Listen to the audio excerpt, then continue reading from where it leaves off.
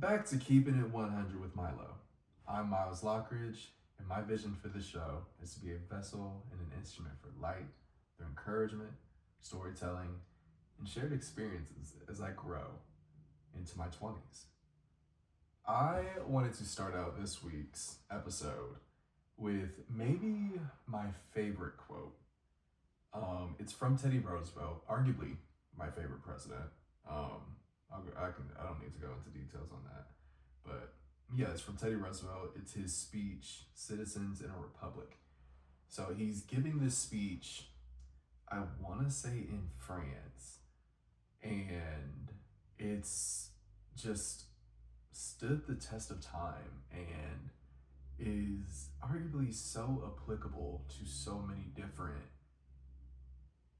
facets of life. So yeah, it's not the critic who counts, not the man who points out how the strong man stumbles or where the doer of deeds could have done them better.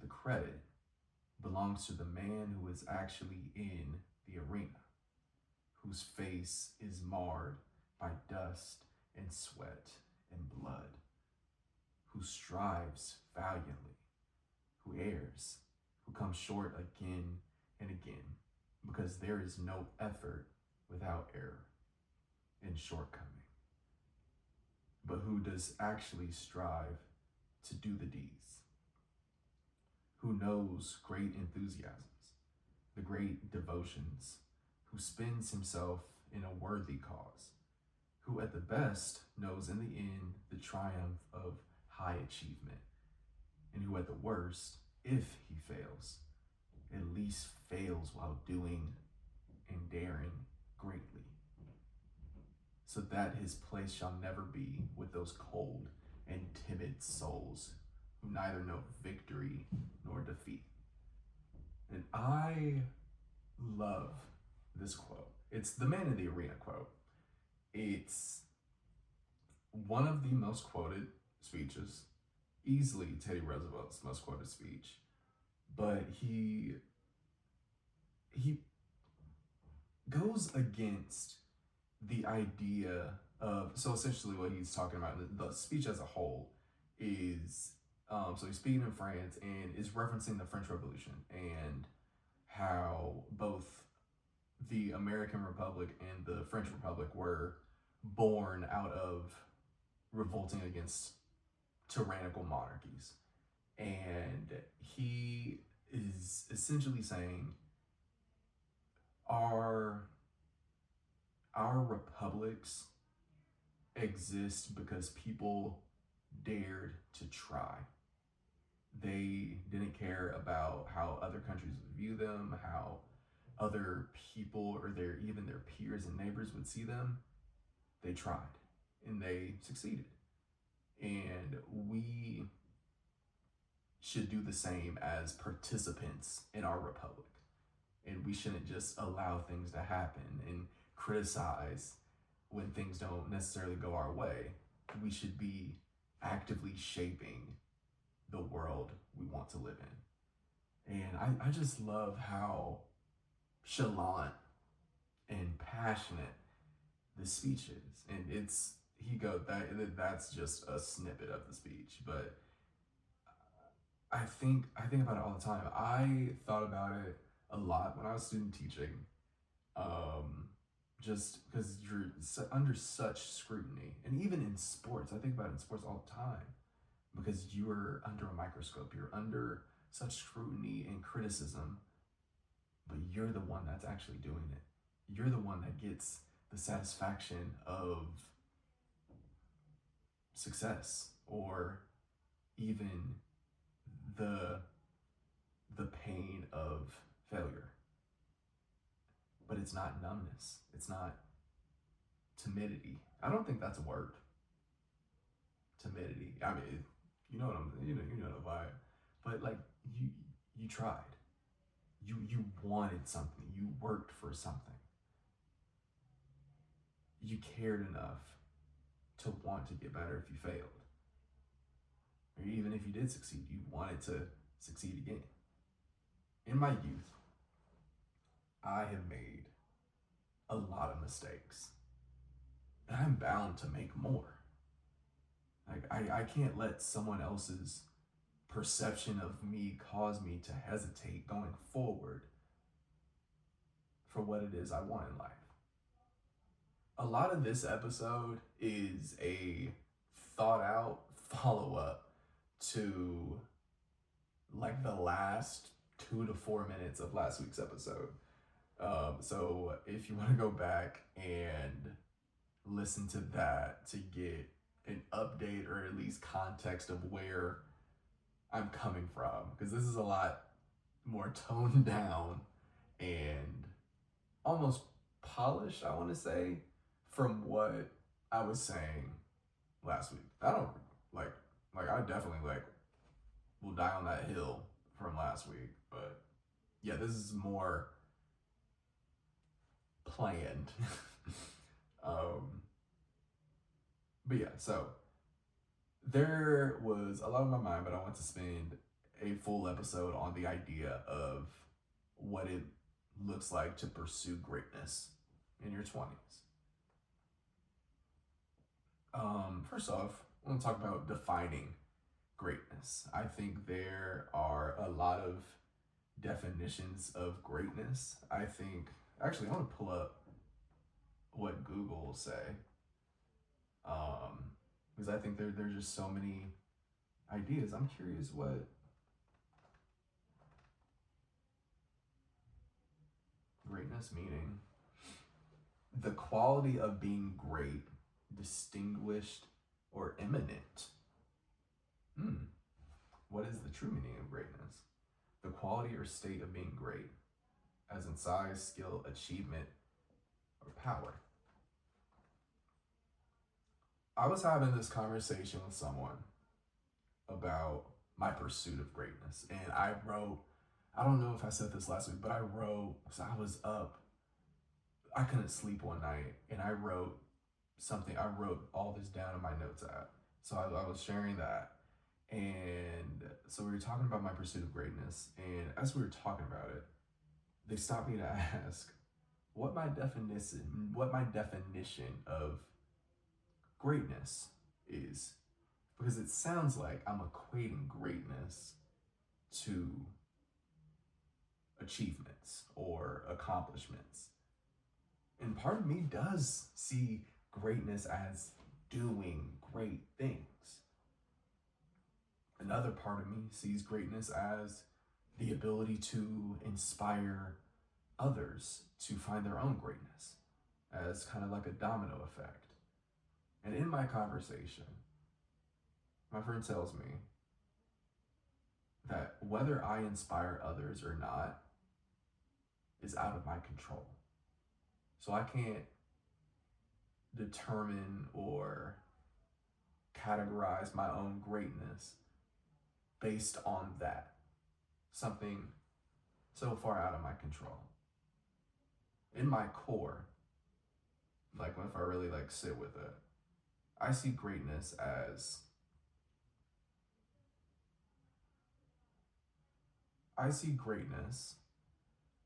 constantly constant progress or constantly moving forward. Being able to flow no matter what obstacles are in your path. Climbing a mountain and then finding another mountain to climb. There's an internal motor that just keeps you going. It's not you looking left or right or in front of you or behind you, but looking inwards and taking that to move forward. I don't know if I brought this up before. I more than likely have, because I think about it all the time. But I have this recurring dream that I actually had the night that I ended up writing all this. But the dream is that I'm in a small boat in the middle of the ocean and I'm fishing. So I'm casting my reel, bringing it in, casting it again. But there are no fish in the sea. I don't try to find a different spot to fish or even going back to shore. I persist in that space, for better or for worse. So that probably says something about me. I don't know, but probably I could probably point to a few things, but that's needless to say, that's a different discussion for a different day. Um, but yeah, I think I'm both the fisherman and the fish in different ways. Um, I'm the fisherman in the way that I'm on a hunt for this one thing, and for some reason, I just can't get it. Maybe it's the time of day, or not using the right bait, not using the right fish, having the wrong boat, whatever it is, I can't find what it is I'm looking for. I'm the fish in the way that if I'm not in the right place at the right time, doing the right thing, I feel like I'm afraid I'll miss my opportunity. But as we've seen, or as we've discussed in other episodes, is it truly a missed opportunity if it's not meant for you? But yeah, that keeps me up sometimes, and just the idea of greatness, of am I great, or am I on the way to being great? Am I truly pursuing greatness? And that comes into conflict with different routines I have. Like, do I go to bed too early for someone that is supposedly pursuing greatness? It makes up because I'm getting up early, but do I sleep too much for somebody that's supposedly pursuing greatness? But really, my sleep schedule is, on paper, I'm getting a lot of sleep, but in practice, I'm not getting sleep at all. But also with that, like, I wake up in the middle of the night and my mind's just racing, thinking about all these things. And instead of trying to relax my mind and quiet my mind and go back to sleep, which is probably better for my sleep cycle and my just quality of rest as a whole, I'll just get up and find something to do no matter what time it is. Maybe eventually I'll fall back asleep. More than likely not. I saw this TikTok that Alona Mar, the rugby player that, for those that don't know, she was talking about the work that she puts in and how because of that, she doesn't really have imposter syndrome. And I thought that was so powerful for her to say, especially in her position. And it was just, she's just such a cool person. Like, first off, first off, celebrity crush. Second off, I think we'd be friends if the whole crush thing didn't work out. Anyway, like, yeah, there are going to be times that you'll walk into a room or into a position and feel underaccomplished, or walk into opportunities and you don't feel ready. But at the end of the day, like, nothing happens by accident. You've prepared or been prepared, and you've worked and you've earned it. So step into it with confidence in yourself and confidence in what you bring to the table. I think, and this is me not having a psychology degree, I think the imposter syndrome is self-awareness on overdrive. Yes, I am often the youngest person in the room in most professional settings I walk into. But I went to school too. I have a degree too. I have experiences and ideas too. I'm just as valuable as anyone else in the room. When I apply, I don't know if I ever said this. I think I maybe told a handful of people. When I applied for Crash Course, because I applied to be a Crash Course host, actually, I think I did mention this. I was fully aware that there were other applicants, plenty of other applicants that had more education or more experience in the field. But I was also fully aware of my skill set and the work that I put in to be prepared for that opportunity if I would have gotten it. Obviously, I didn't, but if I would have, I would have been, oh gosh, that would have been so cool. But sometimes the shot doesn't go in, or sometimes you're in an empty gym and no one sees it. Keep making plays, keep working, keep preparing yourself for when you do have an audience. Keep working and gathering notches on your belt, because that will just give you that much more preparation for when your time comes. I think, to kind of bring everything full circle, I think pursuing greatness in your 20s, looks different for everyone, because we're all on different paths, running different races, doing different things. But it's just that. It's a pursuit. Especially in your 20s. You're building the foundations. I was at track practice started, so I was telling the kids about the phases of a jump. We're still on the runway. We're doing our approach. We are running up to the board. We're not even near takeoff. We're preparing for the next step. Working towards something. Finding a purpose and a passion that fulfills that purpose. In your 20s, you should be passionate. You should gain different experiences that allow you to tap into different realms and genres.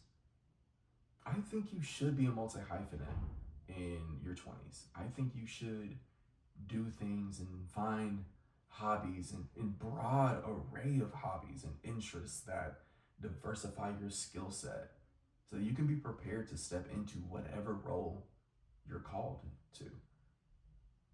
I don't think that it's going to be a linear journey either. I think it's especially just, first off, age 23 is the worst age you can ever be. That's besides the point. But there are just so many twists and turns in life in general. But in your 20s, you're figuring everything out for the first time. So those twists and turns feel like you're going the wrong direction. But maybe it's just a misdirection or going around something. Because first off, there are no straight lines in nature. So why can we expect our lives to be any different? A river doesn't flow straight north and south.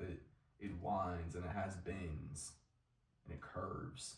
And another thing about rivers, the most powerful rivers have tributaries. That's a geography term.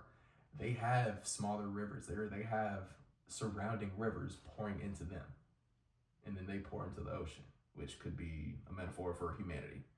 So we have that support network around us. And we can't forget that. We can't forget, in our pursuit of greatness, the greatness around us, the great friends, the great family, the great love that is right in front of us. I think that's what greatness is. It's sharing what it means to be human and helping people realize what it means to be human, to try, and maybe not always succeed. But at the end of the day, you know that you tried. You know that you didn't just dribble out the clock. You shot your shot. And whether it banked in, nothing but net, or even airballed, you shot it. And this is, so the thing, I don't know if anybody, this is completely off track, but it's kind of going back to what I was saying. Oh, that was such that we could have just ended there. Anyway, um, I don't know if anybody could. Maybe it's probably not just me, but when you're like seeing like when I'm speaking, when I'm writing, I see everything in my mind's eye, so I can kind of see what it is I'm saying, like even if it didn't happen anyway. But so like men's league playoffs has been a bit of a disappointment. I feel like I single-handedly lost us the games. Um, because the last shot I had a lay. First off, I'm gonna say I had a layup, but it wasn't just a layup. Like it was heavily contested. I definitely got fouled, and no one they didn't call anything. But I'm going and I shoot. I shoot the layup, goes on backboard, rim, bounce it out. Bounces out, we lose by 2. I thought about that for days and did not. And another, well, anyway, but I was so disappointed in myself that I failed, that I didn't achieve greatness, that I didn't meet expectations, that I didn't do what needed to be done. But that's life. Sometimes the shots don't go in. But you can't let that stop you from shooting the shot next time. Greatness is a process that isn't linear. Greatness is life unfolding, but not by your hands. And I think that's one of the things that I struggle with most, realizing that it's not in my hands. And there's almost a peace with that. So that's what I've got for this week. Thank you guys for listening. Let me know what topics or conversations you want me to hold. Any questions you want me to answer, and yeah, go be great, go be kind, and go be greatly kind.